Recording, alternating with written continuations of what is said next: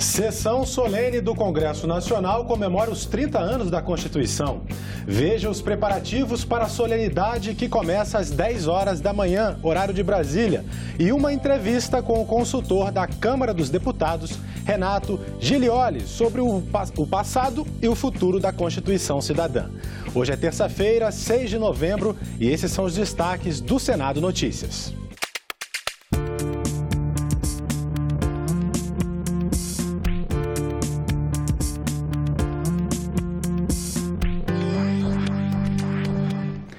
Um bom dia para você. A sessão solene para comemorar os 30 anos da Constituição foi convocada pelo presidente do Senado, Eunício Oliveira, como parte das comemorações de aniversário da Carta Magna.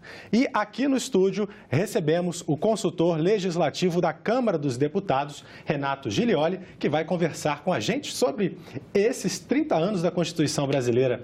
Olá, Renato, seja bem-vindo. Bom dia. 30 anos é um tempo, assim, até importante dentro da história das constituições brasileiras, já que a média de cada uma é de 27 anos, né? É verdade. Podemos dizer que é uma Constituição que caminha aí para o seu momento mais maduro? Eu acredito que sim. A Constituição ela foi fruto de um processo de bastante participação popular, no processo constituinte de 1987 e 1988, foi cerca de 1 ano e meio o processo, e a Constituição, como qualquer outro documento desse porte, dessa natureza, ele tem o seu desenvolvimento após o seu término, né? Então, você tem emendas constitucionais que foram sendo adicionadas à Constituição e uma série de legislações infraconstitucionais, ou seja, abaixo da Constituição, que complementam esse texto. Então, essa maturação é necessária e esse tempo que temos, ele já mostra muitos aspectos de maturação, por exemplo, na segurança pública, na saúde, na cultura, na educação. Renato, nós vamos conversar sobre esses e outros detalhes ao longo aqui do nosso programa, mas agora vamos assistir a uma reportagem, porque além dos senadores e deputados, o cerimonial do Congresso Nacional espera a presença de parlamentares constituintes, dos presidentes da República, Michel Temer, do Supremo Tribunal Federal, Dias Toffoli, de tribunais superiores, ministros de Estado e do presidente da República eleito, Jair Bolsonaro, e seu vice, Hamilton Mourão. Vai ser um evento grande. São 1.500 convidados para comemorar o 30º aniversário da Constituição Federal. E para preparar tudo, desde a recepção das autoridades até ensaios da cerimônia, a equipe de Relações Públicas do Senado fechou todos os detalhes nesta segunda-feira. Foram convidadas 1.500 pessoas, que é o nosso mailing do primeiro escalão, né? Onde entram ministros de Estado, ministros de tribunais superiores, embaixadores, né? Então, a gente tem confirmação até agora, né, do presidente Temer, do presidente eleito Bolsonaro, do ministro Toffoli. Nós temos a confirmação também do ministro Eliseu Padilha. A diretora explica que a segurança será reforçada e vai contar com o apoio da Polícia Federal. A gente teve que fazer um reforço, sim, né? A nossa polícia, junto com a polícia da Câmara, eles tiveram algumas reuniões e muito também para tratar de como a gente tem um convidado, né, que é o presidente eleito, e em função até do seu histórico, né, do que aconteceu durante a campanha, a gente tem também um reforço com a Polícia Federal, que é quem tem o acompanhado. O evento será aqui no plenário Ulisses Guimarães, na Câmara, mesmo local onde foi promulgada a Constituição em 5 de outubro de 1988. Durante a sessão solene serão lançados 4 produtos elaborados por servidores do Senado e da Câmara sobre os 30 anos da Constituinte. Entre eles, um audiolivro para pessoas com deficiência. Começam os discursos, né? É dada a palavra, inclusive, para o presidente da República, né, após o presidente Eunício se pronunciar, e a palavra também vai ser dada a outras autoridades. A sessão do Congresso Nacional vai ser transmitida pela TV Senado a partir das 10 horas da manhã. O Renato Gilioli vai estar aqui novamente para comentar o evento e fazer uma análise sobre esses 30 anos da Constituição. E sobre esse assunto, Renato, eu lhe pergunto se você acha que é viável, não é, a elaboração de uma nova Constituição, como então candidato Jair Bolsonaro chegou a falar durante a campanha eleitoral, e também o seu adversário naquele momento, Fernando Haddad, do PT, que também tinha uma proposta semelhante. Olha, a questão de você fazer uma nova Constituição é sempre um ponto bastante sensível, né? O que acontece? Para que você tenha uma nova Constituição, você precisa de um acordo nacional. Primeiro, ela precisa ser uma eventual constituinte, né? Seja lá quando possa acontecer, se for o caso, ela precisa ser convocada pelo Congresso, ou seja, depende do Parlamento. Então esse debate será, se amadurecer, esse é um debate que tem que ser feito no Parlamento, né? E o Parlamento, como a gente deve lembrar, ele representa a sociedade brasileira, né? E na medida que ele representa a sociedade brasileira, ele precisa ouvir todas as vozes, né? Então, uma convocação de constituinte é sempre algo bastante sensível e complexo, né? Nunca não é um processo. Às vezes votar uma emenda constitucional já é às vezes algo complicado e difícil e demorado. Imagine-se então para uma constituinte. Só para o telespectador lembrar, né, o vice-presidente eleito, durante a campanha eleitoral, o general Hamilton Mourão, chegou a defender uma espécie de conselho de notáveis que poderia elaborar um projeto aí de Constituição. E Fernando Haddad tinha no seu programa de governo, escrito e registrado no Tribunal Superior Eleitoral, a defesa de uma Assembleia Nacional Constituinte também. Mas você falava que é muito complexo elaborar uma nova Constituição. Podia trazer para a gente um pouco do que foi a Constituição, a elaboração da Constituição de 88? Claro. A Constituição de 1988, ela viveu um processo muito peculiar. Primeiro porque ela não se iniciou com um anteprojeto. Todas as constituições brasileiras anteriormente, elas se basearam em um anteprojeto. A Constituição de 1988, ela foi elaborada sem um anteprojeto. Até foi chamada uma comissão para elaborar um anteprojeto, mas aí no início dos trabalhos essa comissão foi descartada. De modo que se ouviram os representantes da sociedade, o povo veio aqui ao Congresso, foram mandadas sugestões ao longo de meses aqui para recebidas pelo Senado e essas sugestões foram sendo incorporadas em subcomissões, em comissões, até que se criou um primeiro texto. A partir desse texto que ele foi sendo emendado, adaptado até se chegar à Constituição. Portanto, a gente vê como é um processo complexo, né? E qualquer mudança constitucional, ela também é sensível. A Constituição brasileira está entre as maiores do mundo, entre as 5 maiores do mundo. Nossa pesquisa indica que a maior do mundo, tem número de palavras, é a da Índia, depois vem a Nigéria, em terceiro lugar o Brasil, seguido da Malásia e do México. É um pouco o resultado disso, de uma Constituição que não teve um anteprojeto e aqueles anseios da população em 1988? Na verdade, a Constituição de 88, ela tem esse tamanho, se explica por outro fator, que é o fato de políticas públicas estarem inseridas em seu texto. Muitas constituições são menores, são até curtas às vezes. Por quê? Porque elas só englobam os direitos fundamentais, alguns delineamentos de como se organiza o Estado, e é isso, né? O que acontece? A Constituição de 88 trouxe para si algo que está muitas vezes em leis em outros países, o que não é nem certo nem errado, é apenas uma opção, não é?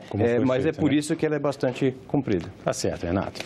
Mas até 16 de dezembro estará aberta aos visitantes no Salão Negro do Congresso Nacional a exposição 30 anos da Constituição Federal, uma coletânea de fotos, vídeos e ilustrações de uma das maiores conquistas da nossa democracia.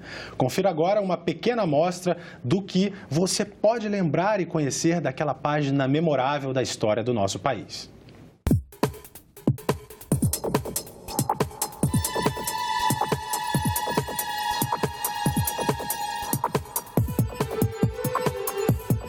Carta, o caminho, uma conquista. A gente não segue uma linha cronológica, a gente segue temas. Então, é a participação, é a elaboração, os direitos e os resultados. Parece que foi ontem.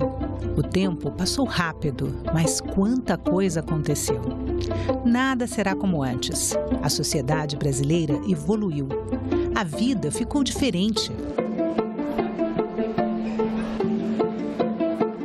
A Constituição não apenas foi feita lá, concluída em 1988, mas também ela vem até o presente, com as emendas constitucionais, sendo sempre atualizada, quase como algo vivo mesmo. O documento da liberdade, da dignidade, da democracia, da justiça social. A Constituição veio para ficar. Ao Parlamento, a tarefa de mantê-la atual. Exposição 30 anos da Constituição Federal. Salão Negro do Congresso Nacional até 16 de dezembro.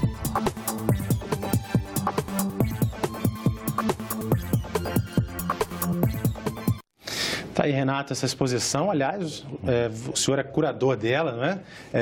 Qual foi a ideia dessa composição nesse momento tão fundamental?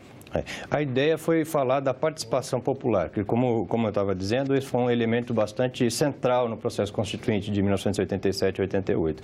Então, a gente abordou por esses 4 temas, como foi mencionado aí na reportagem, e sempre com essa tônica de como que era o processo da participação nas comissões, nas votações, as emendas, tá? Então, então essa que foi a tônica do processo. E mostrar como a Constituição e a participação popular até hoje, a gente tem na TV Câmara, na TV Senado também, a gente tem formas de participação, o E-Democracia, o Plenarinho, enfim, tem uma série de mecanismos em que o cidadão pode participar do processo legislativo. Então, a ideia é justamente mostrar como a Constituição ela permitiu mecanismos como a iniciativa popular, por exemplo, bem como foi sendo atualizada no presente e como tem esses mecanismos mais modernos também de participação. Aliás, Renato, só alguns números, não é? Durante a Assembleia Constituinte, então, como você estava falando, as pessoas puderam participar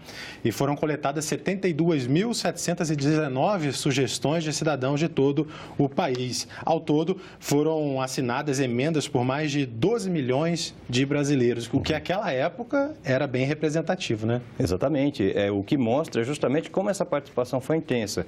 E é claro, essa participação não se dava, ela era traduzida em termos legislativos da forma como tem que ser feito, não é? E, por exemplo, a emenda a sugestão de uma das pessoas que enviou, é uma enfermeira, ela enviou a sugestão de que se fizesse o SUS, que foi um dos principais sistemas de políticas públicas da Constituição. E que é algo extremamente importante para a realidade de praticamente todo brasileiro, não é isso? Exatamente, porque o que acontece, embora a gente, evidentemente, tem problemas na saúde, na educação, mas o que a gente tem que lembrar é como era antes também. Antes, nem todos tinham acesso universal à saúde. A pessoa precisava estar vinculada a algum sistema, senão a pessoa poderia realmente estar numa situação bem complicada. Tá certo. Agora a gente faz uma pausazinha na Constituição e vamos falar das atividades do dia aqui no Senado. Isso porque as comissões estão previstas para amanhã desta terça-feira. Às 9 horas, a subcomissão do Estatuto do Trabalho faz audiência pública para debater um ano da reforma trabalhista e o Estatuto do Trabalho. Também às 9 horas, na Comissão de Infraestrutura, o primeiro item da pauta é o projeto que destina percentual mínimo da arrecadação da CID, a contribuição arrecadada sobre os combustíveis, para projetos de infraestrutura urbana e de transportes coletivos não motorizados.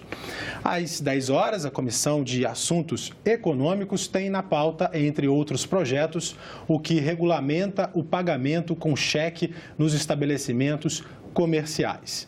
Às 11h30, reunião na Comissão de Educação. Os senadores devem examinar projeto que cria o Dia Nacional do Museu. Também, às 11h30, a Comissão de Meio Ambiente tem na pauta projeto que estabelece normas gerais sobre agricultura urbana e sustentável.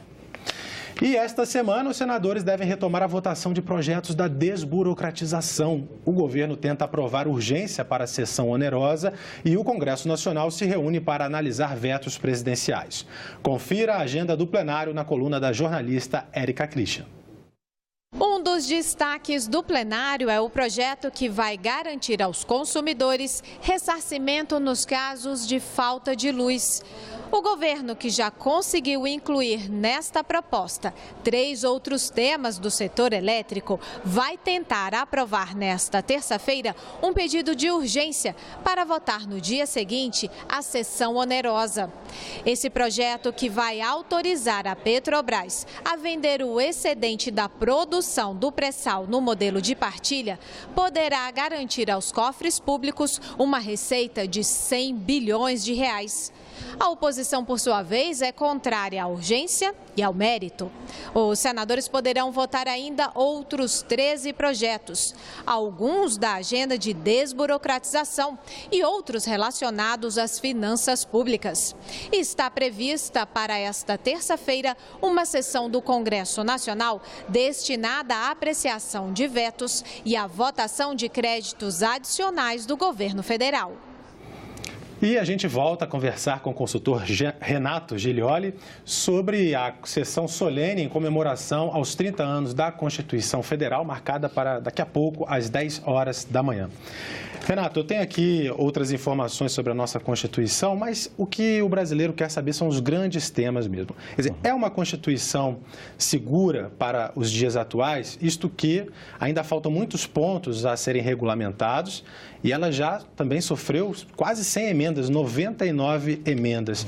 Ela continua nesse processo de construção? Sim, as emendas, embora tenha sido uma grande quantidade de emendas, é importante dizer que os direitos fundamentais não foram alterados.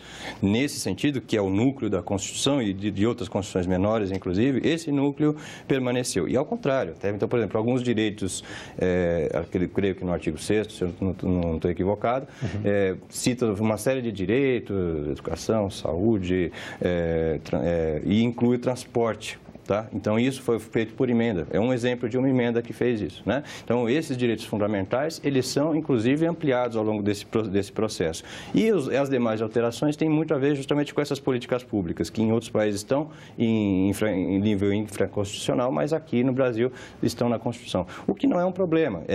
Aliás, em certa medida, ela mostra justamente essa dinâmica da sociedade e como esses direitos vão sendo progressivamente conquistados. Agora, a nossa Constituição tem 114 artigos. A Constituição mais antiga do mundo, que é a dos Estados Unidos, né, tem apenas 7 artigos, é de 1789, Sim. Bastante tempo aí.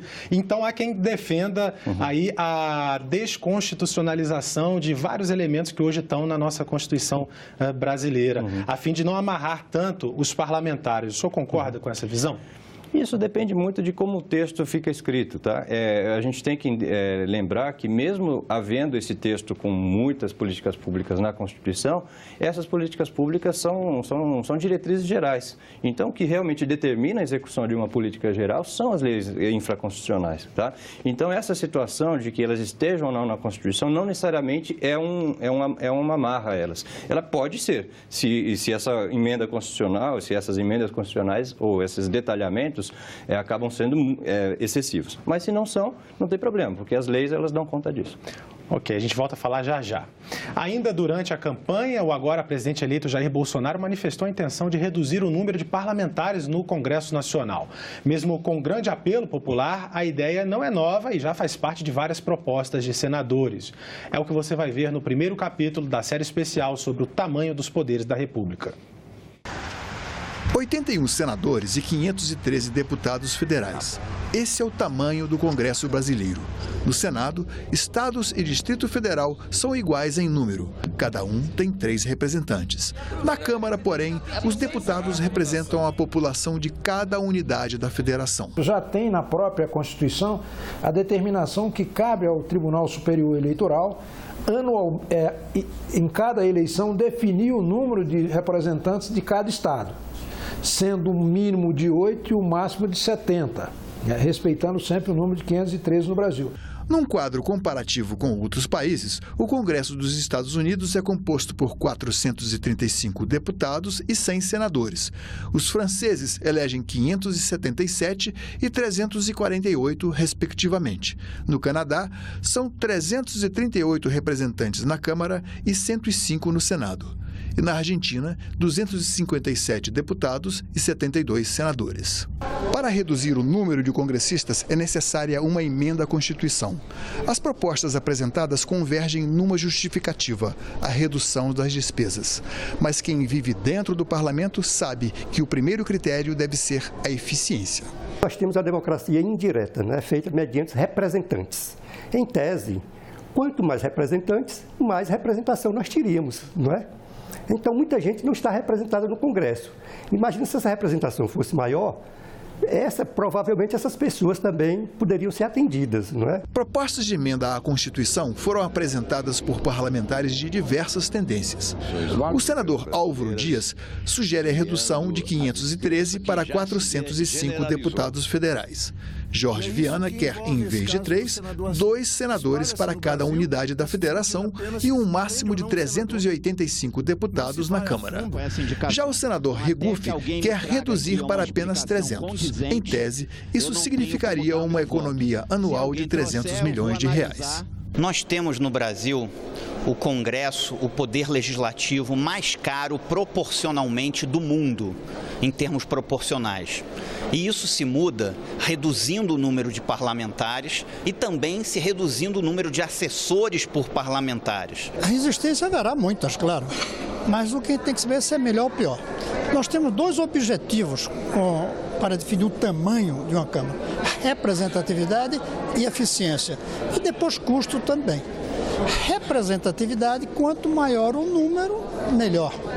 Eficiência já não é tanto assim. Mesmo difícil de ser executada, a ideia de diminuir o número de deputados e senadores atrai até mesmo quem já se coloca em firme oposição ao futuro presidente. Essa é uma PEC boa para o Brasil, de redução dos congressistas, dos senadores de 3 para 2, de redução da representação na Câmara Federal. Esta é uma proposta de emenda constitucional boa para o Brasil. Este é um dos temas que deveria ser prioridade.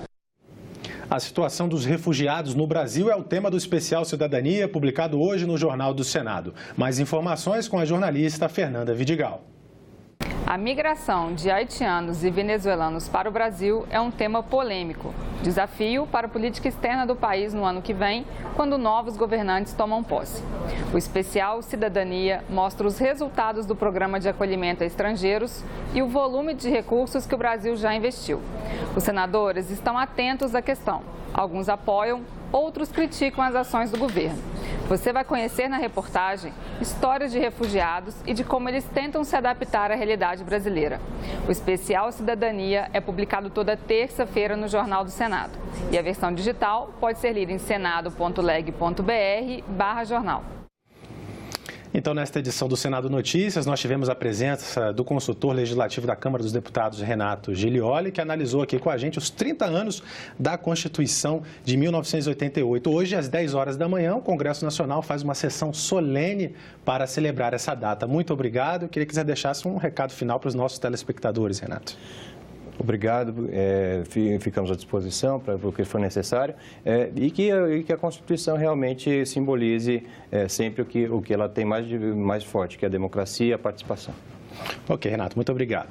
Nós ficamos por aqui. Lembrando que às 10 horas da manhã a gente volta ao vivo com a transmissão da sessão solene em comemoração aos 30 anos da Constituição Federal. E vai ter mais análise sobre o assunto com o consultor Renato Gilioli. Obrigado pela companhia e continue sintonizado aqui na TV Senado.